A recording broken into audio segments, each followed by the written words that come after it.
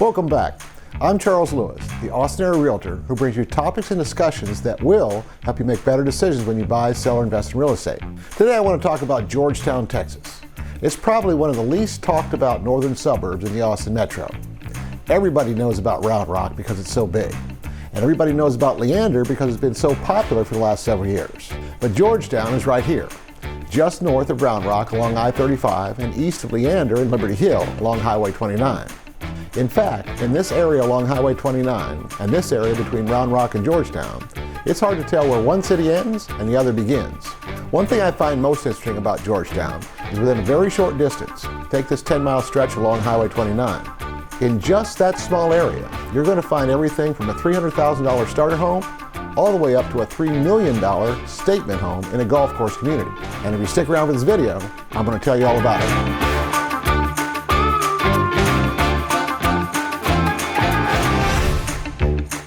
One of the reasons Georgetown might not get as much attention as some of the other northern suburbs is the ranking of its school district compared to the other ones in Williamson County.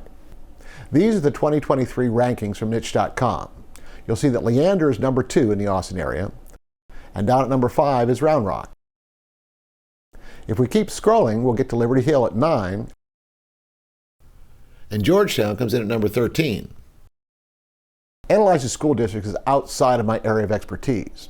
But just glancing at these rankings, you'll notice Georgetown's overall score is a B+ compared to A's and A+ for the others. One thing I do know is that this is the ranking for the overall school district.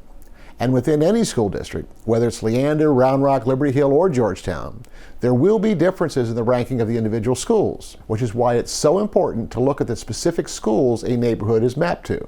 Another thing is that in this area between I-35 and 183, there is quite a lot of overlap. In other words, the address might be Georgetown, but the school district might be Liberty Hill or Round Rock or even Leander, depending on where the neighborhood is located. One thing I think is a huge plus about Georgetown is you will have multiple routes to choose from when you're getting around the Austin metro. Yes, it's located on I-35, and I-35 is known for its congestion, especially in this area of Round Rock just north of the I-45 intersection. If you choose a neighborhood on the east side of I-35, you'll have easy access to the 130 toll road. Now there might come a day when there's more traffic over there, but right now you can get on 130 just about any time of the day and go at least the posted speed of 85. The trade-off is that it is a toll road, so it will cost you anytime you use it. Now unless you live in the area, you may not be aware of this Ronald Reagan Boulevard, also known as Palmer Lane at certain points. It runs parallel to 183 all the way to I-45. And it's not a toll road. There will continue to be more commercial development as the population keeps growing in this area, but right now there is a brand new H-E-B right at the corner of 29 and Ronald Reagan, and you'll also have shopping and all the restaurants at Wolf Ranch near I-35 and along Whitestone Boulevard in Cedar Park. Now, as I mentioned earlier, one of the huge pluses about Georgetown is the wide range of homes available. Most of the more established communities will be along I-35. And all the way north is that massive Sun City development, which is the 55+ community. This area along Highway 29 was virtually all undeveloped up until about 5 or 10 years ago. The downtown area, of course, has been there a long time, but the areas both east and west of downtown have a lot of newer master plan communities with homes that can fit just about any budget. So let's take a look at some of the neighborhoods. We'll start to the east near the 130 toll road with the Carlson Place community. This is a new build community, and the builder is Centex, which is part of Pulte Homes. Prices on these homes start in the low 300s for a 12 to 1,500 square foot floor plan. Larger floor plans go up to a little over 2,000 square feet, and prices top out in the low 400s. There are several family-friendly amenities, including open green spaces and a children's playscape.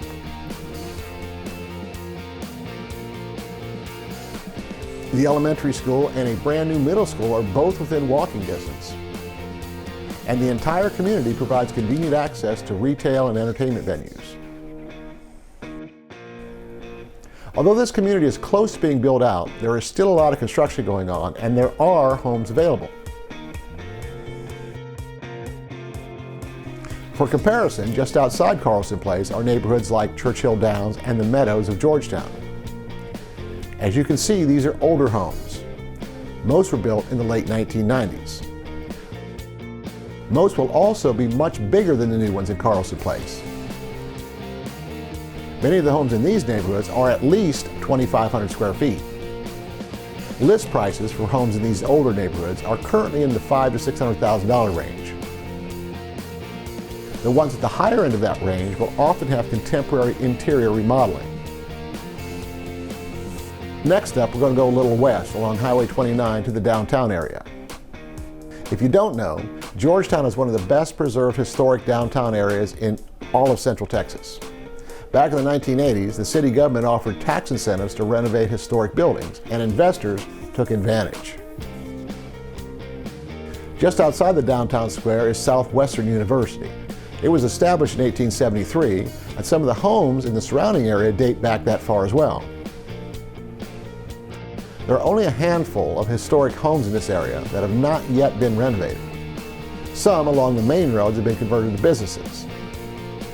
But most of these older homes are residences. You will see some new construction in the area, but it's nowhere close to as common as some of the areas just outside of downtown Austin. As you would expect, these large historic homes are going to be expensive.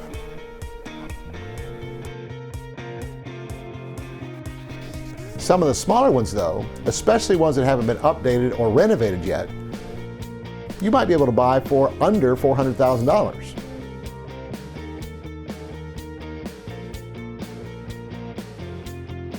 If we continue east past I-35, we will find a lot of new construction in several different communities.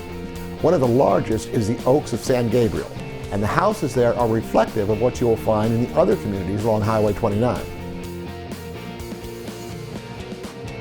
These houses tend to be big. The smallest ones are around 2,000 square feet, and they go all the way up to 3,000 to 4,000 plus. Prices start in the 400s. Now that's usually going to be on a resale home, but remember, none of the homes in this area are going to be any older than 5 to 10 years at the most. When you expand your search to other communities clustered along Highway 29, you'll find there are a number of builders which is going to offer you a number of different design options. Most of the pricing on this new construction is going to start in the $500,000 range. And they go up all the way to over $1 million. One community that has exclusively luxury homes is Cimarron Hills. It is a golf course community right next to the Oaks at San Gabriel. There are some smaller homes near the front of the community priced in the $700,000 to $800,000 range.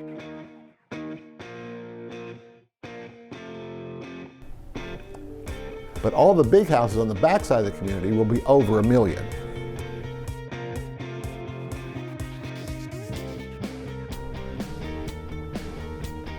I think you will agree, there are some beautiful homes here.